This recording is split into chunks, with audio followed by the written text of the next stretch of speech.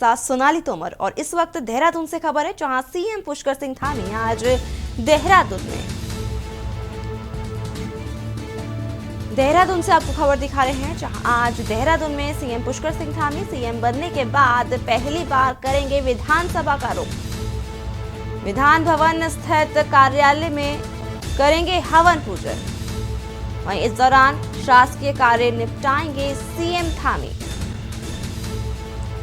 देहरादून से आपको खबर दिखा रहे हैं, जहां सीएम पुष्कर सिंह धामी आज देहरादून में, और इस दौरान सीएम बनने के बाद पहली बार विधानसभा का रुख करेंगे सीएम धामी। विधान भवन स्थित कार्यालय में हवन पूजन करेंगे। इस दौरान उनके साथ कई अधिकारी भी मौजूद होंगे। शासकीय कार्यालय भी निपटाएंगे सीएम धामी।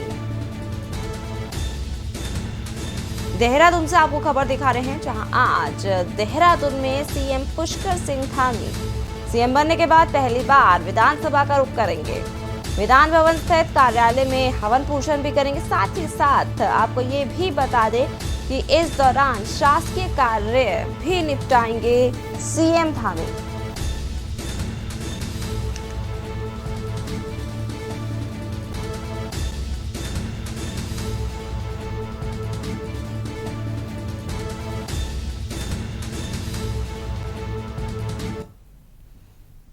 और इस वक्त देहरादून से खबर है, जहां स्वास्थ्य सेवाएं होंगी हाईटेक। स्वास्थ्य सेवाएं हाईटेक होंगी। बता दें कि 3,232 कर्मियों को मिलेंगे टैबलेट। गोल्डन कार्ड बनाने और इस्तेमाल का बताया जाएगा फायदा। वहीं प्रक्रिया का भी किया जाएगा सरलीकरण। प्रदेश भर में 2 महीने तक लगाया जाएगा शिविर। 30 लाख लाभार्थियों के गोल्ड कार्ड बनाने का लक्ष्य। स्वास्थ्य मंत्री डॉक्टर धन सिंह रावत ने समीक्षा बैठक की, और प्रदेश में भी अभी तक 44 लाख लाभार्थियों के गोल्डन कार्ड बने हैं। आपको बता दें कि 30 लाख लाभार्थियों का गोल्डन कार्ड अभी नहीं बना है, लेकिन सरकार की ओर से प्रक्रिया का सरलीकरण किया जाएगा। स्वास्थ्य सेवाएं होंगी हाईटेक। 3,232 कर्मियों को मिलेंगे टैबलेट। अब हाईटेक होने जा रहे हैं। तमाम जानकारी के लिए हमारे साथ हमारे संवाददाता अशोक कुमार हमारे साथ जुड़ चुके हैं। अशोक कुमार से जानना चाहेंगे। अशोक कुमार, खबरें सामने आ रही हैं कि अब हाईटेक बनने जा रहे हैं, साथ ही साथ गोल्डन कार्ड बनाने को लेकर के भी खबरें सामने आ रही है। आपसे पूरी जानकारी जानना चाहेंगे। सोनाली, देखिए, जो हाईटेक होने जा रही है स्वास्थ्य सेवा, ये बहुत ही महत्वपूर्ण है, क्योंकि उत्तराखंड राज्य में अगर हम बात करें तो जहां एक मैदानी क्षेत्र है, तो दूसरी और पहाड़ी क्षेत्रों के या फिर गांव के क्षेत्रों में कहीं ना कहीं टेक्नोलॉजी को लेकर या पहाड़ी क्षेत्रों में स्वास्थ्य सुविधाएं पहुंचाना अपने आप में एक बहुत बड़ी चुनौती होता है, जिसको ध्यान में रखते हुए राष्ट्रीय स्वास्थ्य योजना के अंतर्गत CHO और ANHO को तकरीबन 3200 से अधिक जो है टैब देने जा रहे हैं विभाग द्वारा।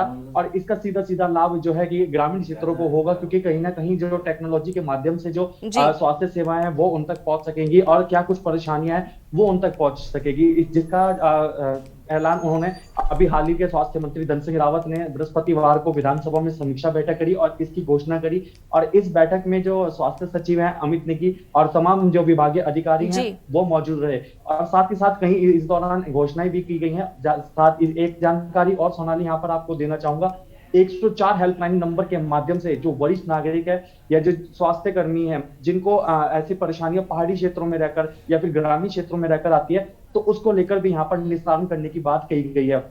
साथ ही साथ इसके अलावा शिविर लगाकर जो अटल आयुष्मान योजना का जो गोल्डन कार्ड है उसको बनाने की भी घोषणा स्वास्थ्य मंत्री धन सिंह रावत द्वारा की गई है। और जल्द से जल्द जो लक्ष्य रखा गया है 30 लाख का, उसको 2 माह के अंदर पूरा करने के जो निर्देश स्वास्थ्य मंत्री द्वारा दे दिए गए हैं। साफ तौर पर धन सिंह रावत का ये कहना है कि इन 2 माह के अंदर ये 30 लाख जो कार्ड है उन बन जाने चाहिए। और ये जो शिविर है, जो आपको बताना चाहूंगा सोनाली, जी न्याय स्तर पर और ब्लॉक पंचायत स्तर पर लगाए जाएंगे। और इसमें जो तमाम जो जी जो कर्मी है, जो इस जिन 30 लाख जो लोग हैं, उनको इसका सीधा सीधा लाभ मिलेगा। तो कह सकते हैं स्वास्थ्य मंत्री लगातार अलर्ट मोड पर रहकर काम कर रहे हैं। जी और उत्तराखंड में, क्योंकि जिस तरह से लगातार स्वास्थ्य को लेकर लचर पड़ी हुई जो स्वास्थ्य सेवाएं, उसको लेकर कहीं ना कहीं लगातार सवाल खड़े होते आए हैं हमेशा से। कोरोना काल के दौरान चाहे हो या फिर अन्य सामान्य तौर पर, हमेशा स्वास्थ्य विभाग में उत्तराखंड कहीं ना कहीं पीछे रहा है। उसी को ध्यान में जी रखते हुए अब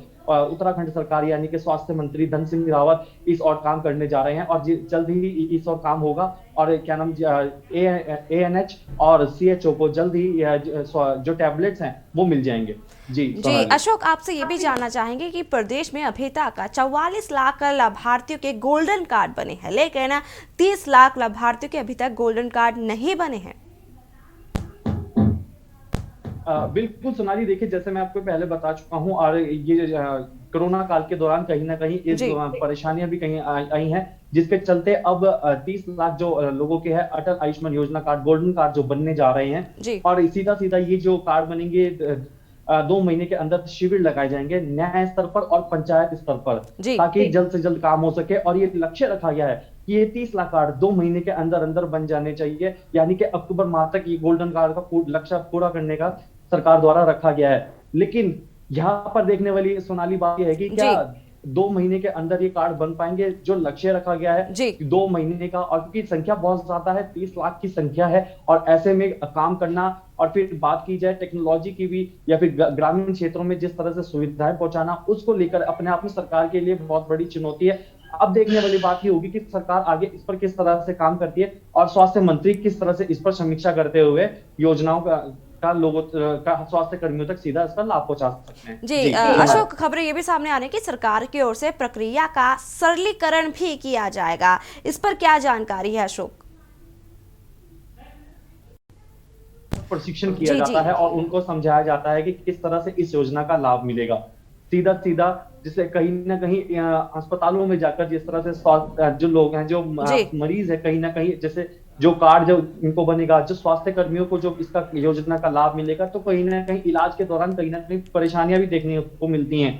तो जी इसके को लेकर किस तरह से इसका सरलीकरण जो किया जाएगा, उसमें कौन कौन से इलाज होंगे, या फिर स्वास्थ्य कर्मियों को इसका कैसे लाभ मिलेगा, कैसे आने वाले समय में उनको या उनके परिजनों को किस तरह से इसका लाभ मिल सकेगा, इसको लेकर इस पर सरलीकरण किया जाएगा। जी सोनाली। जी अशोक, जिस तरीके से स्वास्थ्य जो खबरें सामने आ रही हैं कि स्वास्थ्य को लेकर के, स्वास्थ्य सेवाएं को लेकर के हाईटेक करने की बात सामने आ रही है स्वास्थ्य मंत्री की तरफ से, तो आपसे ये भी जानना चाहेंगे कि और क्या क्या हाईटेक होगा स्वास्थ्य सेवाओं में, जिससे जो मरीज है उनको सीधा लाभ मिल सके? देखिए बिल्कुल, अभी ग्रामीण क्षेत्रों की हम बात करते हैं तो ग्रामीण क्षेत्रों में जैसे कि हम जानते हैं कि कहीं ना कहीं नेटवर्किंग की सबसे ज्यादा दिक्कत होती है, जी टेक्नोलॉजी की सबसे ज्यादा बड़ी दिक्कत होती है। उसी को ध्यान में रखते हुए हाईटेक ये जो सुविधाएं होने जा रही है, और 3232 टैबलेट्स यहाँ पे वितरित किए जाएंगे, जी जिससे कि उस ऐप के माध्यम से, या जो टैबलेट्स में जो सरलीकरण या फिर किसी तरह कह सकते हैं, या जो भी सुविधा सरकार द्वारा इसमें लाई जाएगी, तो उस दौरान कैसे ग्रामीण क्षेत्रों में इलाज पहुंचाया जाए। क्योंकि कोरोना काल के दौरान हमने देखा कि जिस तरह से अगर हमें कोई नोटिफिकेशन अगर चाहिए या फिर किसी जी तरह की कोई मदद चाहिए, तो कहीं ना कहीं ग्रामीण क्षेत्रों में खासा परेशानी देखने को मिली। कहीं ना कहीं संपर्क नहीं हो पाया, जिस तरह से एम्बुलेंस नहीं पहुंच पाई, या फिर दूसरी लहर के दौरान जिस तरह से ऑक्सीजन की दिक्कत आई तो ऑक्सीजन नहीं पहुंच पाई। तो ऐसी तमाम दिक्कतें हैं। सो कहीं ना कहीं जो ग्रामीण क्षेत्रों में गाँव के लोगों को जी काफी परेशानियां होती हैं, जी क्योंकि गाँव के क्षेत्रों में नेटवर्किंग की भी काफी दिक्कत रहती है। तो ऐसे इसी को ध्यान में रखते हुए हाईटेक टेक्नोलॉजी का इस्तेमाल किया जाएगा, और जी के अंदर 3200 से अधिक जो है टैबलेट्स वितरित किए जाएंगे, और जी उसमें सीधा सीधा स्वास्थ्य से जुड़ी सेवाएं उसमें उपलब्ध होंगी, कि जिससे जी सीधा सीधा ग्रामीणों को इसका फायदा हो सके। जी जी आपको बता दें कि 30 लाख लाभार्थियों का गोल्डन कार्ड अभी बनना बाकी है। अशोक, आपसे ये जानना चाहेंगे कि जिस तरीके से स्वास्थ्य सेवाएं हाईटेक होने की तैयारियों में अभी प्रशासन जुटा हुआ है, स्वास्थ्य विभाग इसको लेकर के क्या कुछ कह रहा है, जो बड़े अधिकारी हैं हाईटेक को लेकर के क्या कुछ कहना है उनका? देखिए सोनाली, अभी जिस तरह से योजना की अगर हम बात करें, चाहे वो टैबलेट वितरण की अगर यहाँ पर बात करें, चाहे जो गोल्डन कार्ड की बात करें, उसको लेकर अभी एक पूरा स्रोत तैयार करना है सरकार को, पूरा एक एजेंडा तैयार करना है। क्योंकि पता है सरकार को भी और जो अधिकारी हैं उनको भी जी पता है कि सिर्फ जो समय है वो सिर्फ 2 माह का समय है, जी और एक लक्ष्य है, काफी बड़ा लक्ष्य है, 30 जी लाख का लक्ष्य है। उसको लेकर सरकार किस तरह से पूरा एजेंडा तैयार करती है, किस तरह से पूरी एक रणनीति बनाती है, अधिकारी द्वारा अभी इस पर रणनीति बनानी है। क्योंकि 2 महीने के समय में 30 लाख कार्ड को पूरा करना है, अपने आप में एक बहुत बड़े लक्ष्य है, जिसको जल्द से जल्द पूरा भी करना है। और इसका लाभ भी सीधा सीधा पहुंचना बहुत ज्यादा जरूरी है। क्योंकि ऐसे बात करें तो समय भी कम है, 4 महीने, जी 4 से 6 महीने का समय कुल रह गया है। और स्वास्थ्य सेवाओं के मामले में जिस तरह से हमेशा उत्तराखंड राज्य पर जी जी सवाल खड़े होते आए हैं, उसी को ध्यान में रखते हुए अब स्वास्थ्य मंत्री लगातार मॉनिटरिंग कर रहे हैं। जब से धन सिंह रावत ने स्वास्थ्य मंत्री की कमान संभाली है, तब से लगातार हमें एक्शन मोड में वो दिखाई दे हैं। जी अस्पतालों का निरीक्षण वो लगातार कर रहे हैं। और साफ तौर पर उनके द्वारा ये भी कहा गया है कि कोरोना काल के दौरान जिस तरह से परेशानियां आई, और ऐसे में वैक्सीन को लेकर जिस तरह से कहीं ना कहीं परेशानियां भी देखने को मिली है, तो वैक्सीनेशन को लेकर सरकार द्वारा एक लक्ष्य रखा गया है। यहाँ सोनाली जानकारी देना जी चाहूंगा, बहुत ही महत्वपूर्ण ये जानकारी है।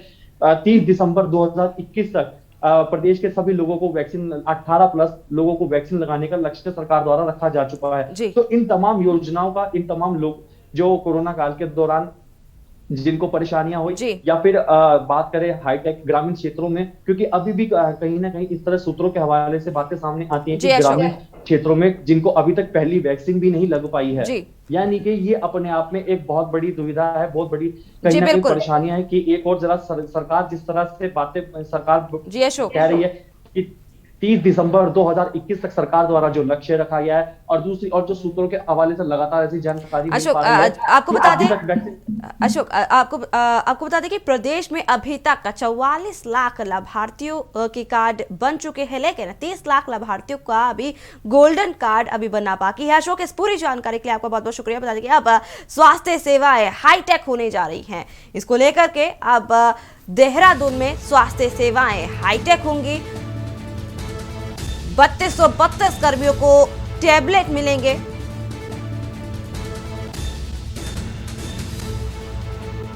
देहरादून से आपको खबर दिखा रहे हैं, जहां सरलीकरण भी किया जाएगा। प्रदेश भर में 2 महीने तक शिविर लगाया जाएगा।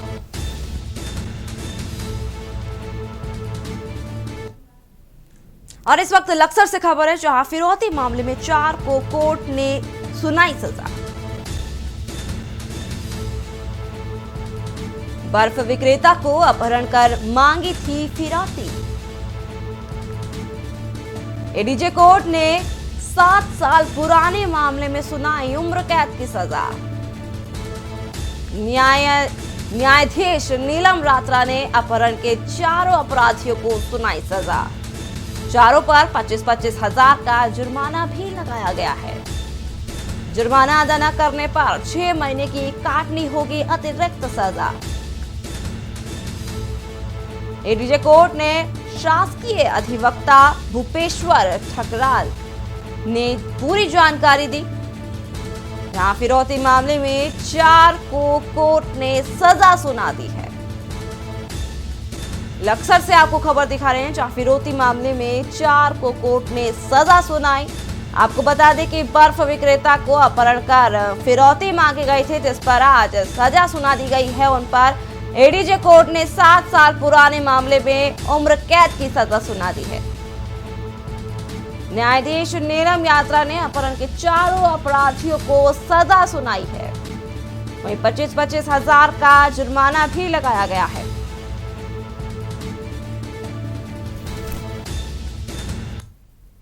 और यहां रुकेंगे एक छोटे से ब्रेक के लिए। आप देख रहे हैं के न्यूज, खबरों का सारथी। जुबान के लिए उड़ चला गैरों की ज़मीं पर, खुशबू अपने पन की ढूंढता औरों की ज़मीं पर। मेरी माटी की ये जुबान, मेरी माटी की ये जुबान है मुझसे दूर मीलों दूर, पर ये दिल है कि चख रहा है उन्हीं अल्फाजों का नूर नूर और नूर। दूर कितना भी जाओ, इस जुबान से दूर ना जा पाओगे। विमल, बोलो जुबान केसरी। करें अपने जीवन को कृतार्थ, सुने श्रीमद् भागवत कथा रोज प्रातः 6 बजे मेरे साथ सिर्फ के न्यूज इंडिया पर।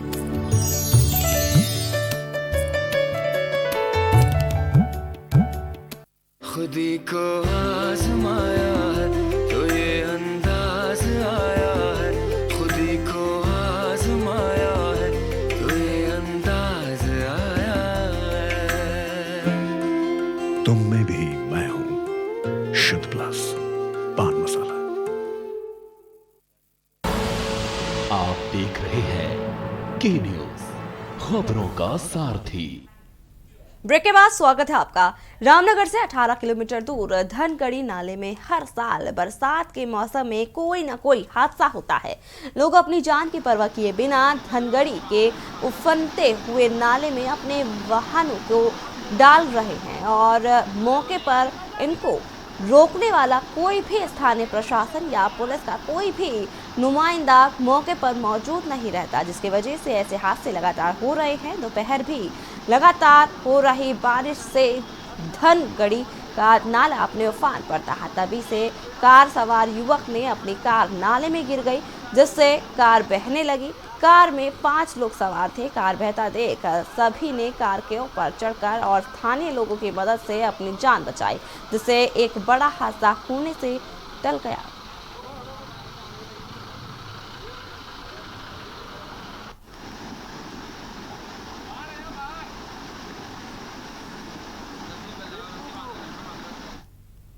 केंद्र सरकार ने 2 साल पहले जम्मू कश्मीर से धारा 370 हटाकर फैसला लिया था। खटीमा में पीएम मोदी के जम्मू कश्मीर को लेकर लिए गए इस ऐतिहासिक फैसले पर लोगों में उत्साह देखने को मिला।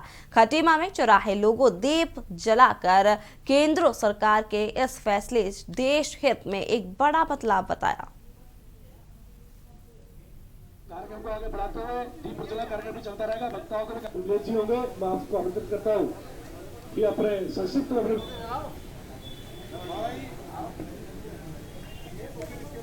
क्योंकि यहाँ लंबा है थोड़ा करके दिए जला देंगे। भाई मुश्किल सोला जी आपका स्वागत है अंदर। जम्मू वाली जी यहाँ तक आप करता देश को यादगार बनाएंगे।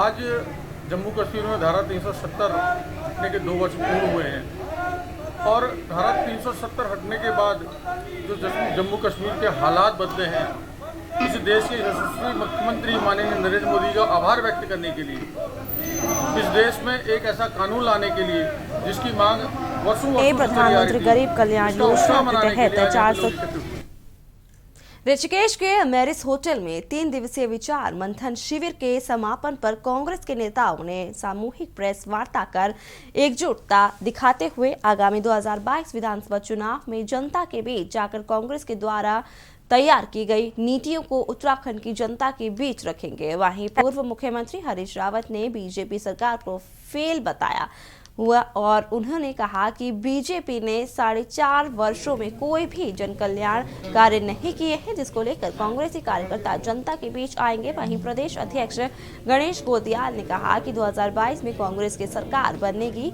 तो उत्तराखंड की जनता के लिए विभिन्न योजना का लाभ कांग्रेस देगी।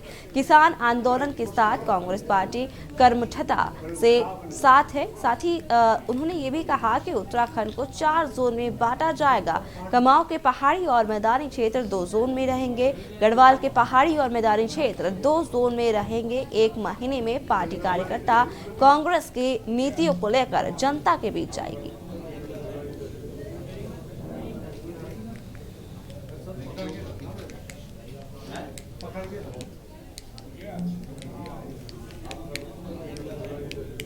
किसानों का जिक्र आदरणीय हरीश राव जी, आदरणीय देवेंद्र यादव जी ने किया, तो मैं आपको याद दिलाना चाहता हूं कि जब 2017 का विधानसभा चुनाव चल रहा था, उस चुनाव में सत्ता में बैठे हुए लोगों ने, देश के प्रधानमंत्री ने उत्तराखंड की सरजमीन पर आकर के उत्तराखंड के किसानों को ये विश्वास दिलाया था कि यदि उत्तराखंड के किसान डबल इंजन की सरकार बनाने में सहयोग करेंगे तो हम किसानों का ऋण माफ करने का काम करेंगे। ऊर्जा जी पहले भी कह चुके हैं, लेकिन हम ऐसे कानून को सबकी एक राय है और इसलिए मैंने गुजियाल जी के ऊपर उस बात को नहीं छोड़ा। ये अभी बात करेंगे। मेरे प्यारे साथियों, तमाम बातें हैं। मैं टैग लाइन के हिसाब से आप लोगों को इसमें कहना चाहूँगा। देखिए, बहुत से वर्ग ऐसे हैं जो बहुत ज़्यादा प्रभावित हुए हैं। उनको वर्तमान सरकार राहत देने में बुरी तरह नाकाम रही है।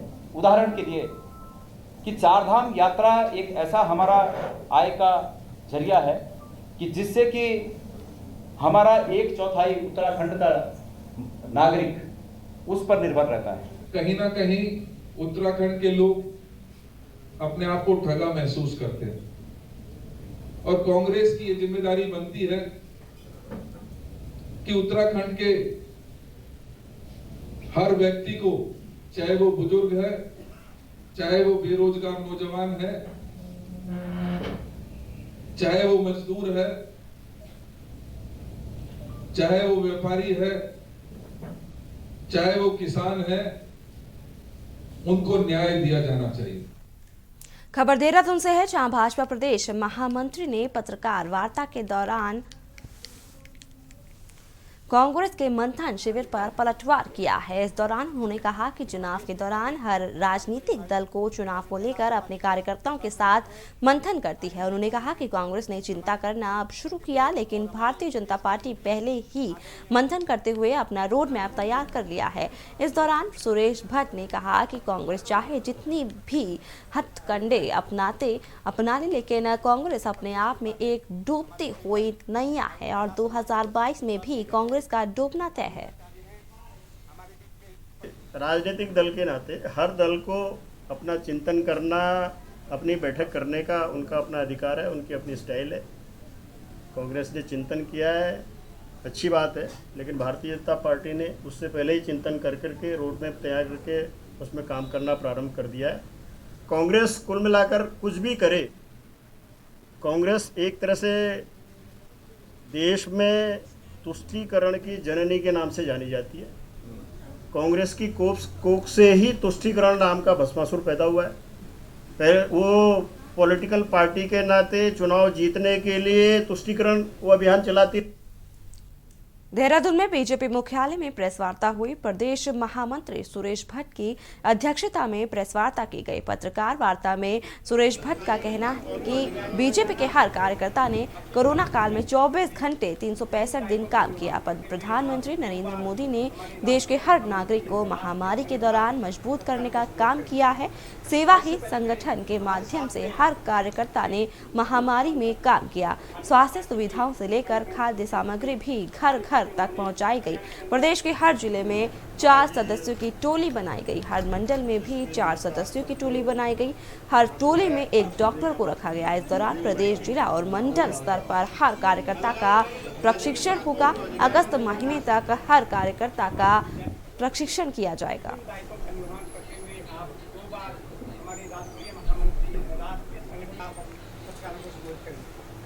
और इससे पहले में हमारे साथ में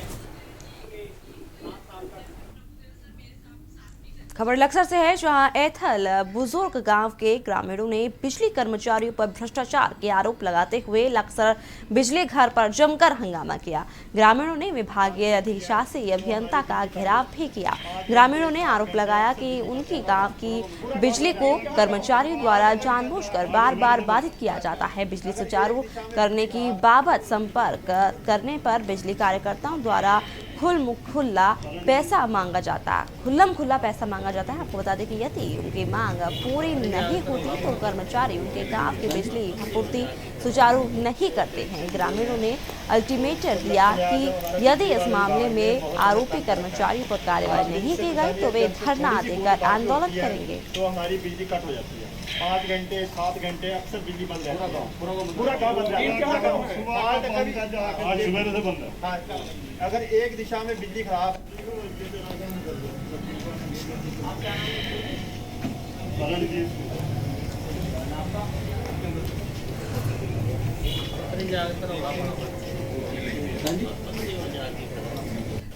से जुड़े हुए हैं तो उसके लक्ष्य में आज हमारा बिजली वाले विभाग ने बहुत हमें तंग कर रखा है।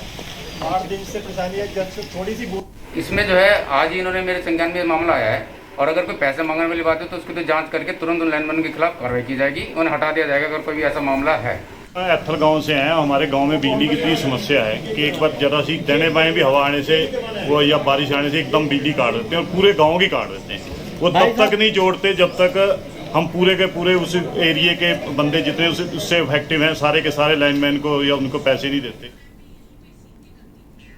खबर उत्तराखंड में फिलहाल इतना ही। बाकी की तमाम खबरों को जानने के लिए आप देखते रहिए के न्यूज़ इंडिया।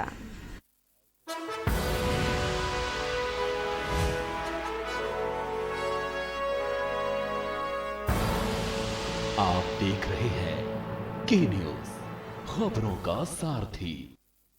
जुबान के लिए उड़ चला गैरों की ज़मीं पर, खुशबू अपने पन की ढूंढता और दूर कितना भी जाओ, इस जुबान से दूर ना जा पाओगे।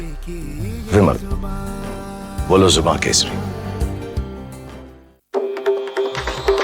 मिलेगा हर समस्या का समाधान। विवाह में बाधा, जीवन में वास्तु शास्त्र का प्रभाव, शिक्षा में ग्रह नक्षत्रों का प्रभाव, कारोबार में आने वाली हर बाधा का, जिंदगी में ग्रह नक्षत्रों का प्रभाव, नौकरी में बाधा। देखिए हर समस्या का समाधान लाइव विद आचार्य लंकेश। करें अपने जीवन को कृतार्थ, सुने श्रीमद् भागवत कथा रोज प्रातः 6 बजे मेरे साथ सिर्फ के न्यूज़ इंडिया।